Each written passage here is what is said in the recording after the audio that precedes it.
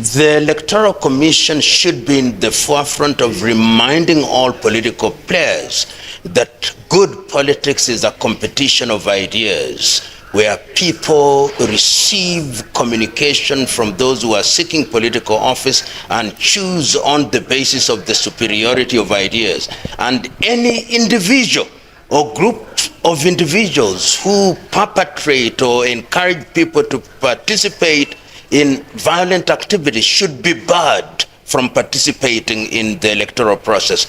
It is only when there is firmness against perpetrators of violence that a clear message is sent to others that violence will be punished and will not be tolerated.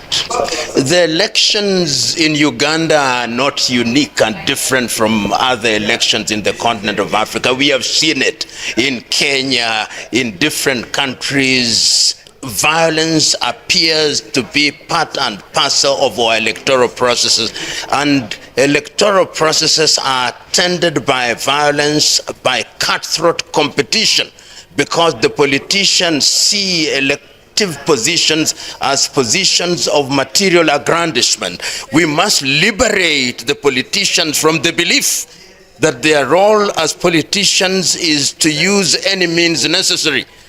We must redefine leadership. When we redefine leadership as positions of trust and responsibility, then the politicians will themselves be liberated from using violence. They'll make the political process one where their ideas are subjected to scrutiny and they are elected on the basis of those ideas. Until we do that, we will always have violence. Until we do that, we'll always have conflict. Until we do that, we will be poisoning the political chalice to the detriment of the society, to the detriment of this generation and generations yet to be born, and therefore to the detriment of our countries. Liberate yourselves from greed. Liberate yourselves from seeking power at all costs. Liberate yourselves from the spirit of seeking things that will not help the country. Liberate yourselves from seeking power for power's sake. Embrace trusteeship. Embrace citizenship. As the Greeks used to say, in any society there are tribalists and there are idiots and there are citizens. I'm asking all of us, not only in Uganda, in the continent of Africa, let us be citizens who do things that are in the best interest of our countries and that makes our countries great and makes Africans great and respectable throughout the world. It can be done and it must be done. There is little to elaborate. I know, for example, friends of mine who are clergy no longer allow politicians to speak in the church. When you come to church, you are congregant, you worship and leave. If you want to hold a political rally, you go and hold it somewhere else, not in church. Why is it that they do it in church? They don't do it in the mosques. Why? It's because some, not all, of Christian leaders have been bought over by the political class. The time for liberation is now. Criminalize all forms of bribery. Whether the bribery takes the form of a bag of rice, whether it takes the form of cash, whether it takes the form of food which is offered, easier said than done. But it is being done in other countries. Why do we in Africa think that things must be easy? Nothing is easy. When you want good things, you must work for them. So let us not say that because it has been happening. For how long has it been happening? It has been happening for a very short time. So if you criminalize and punish people, part of the problem in Africa is impunity. People kill without consequence. People maim without consequence. People loot without consequence. The day we begin to punish people, that is the day people will begin to know that if you do the wrong thing, then you spend time in Luzira. We are wearing borrowed clothes. We inherited a system which was bequeathed to us by the colonizer, we are using the ways of the slave master to liberate the slave. It can never happen. We must redefine governance.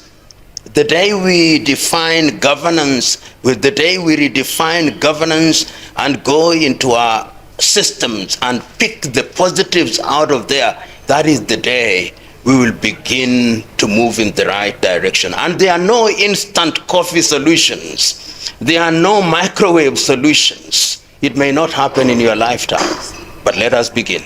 There is a saying in Kiswahili that when you want to travel on Friday, you start preparing on Thursday.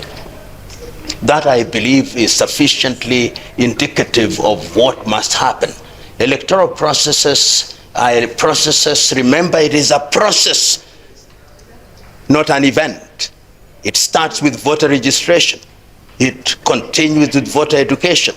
And the casting of the ballot is merely not the end of it, but what brings us to the end, which is the counting of it. We must have faith in the entire chain. And once we do that, people will begin to have trust.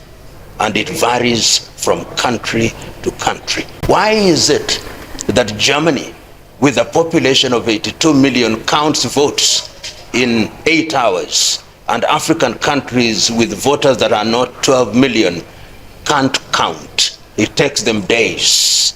It is because we have no faith in ourselves. We have no faith in our systems. And when you have no faith in yourselves, you can't produce a result that is acceptable to the critical mass. Let's ask ourselves, what is leadership?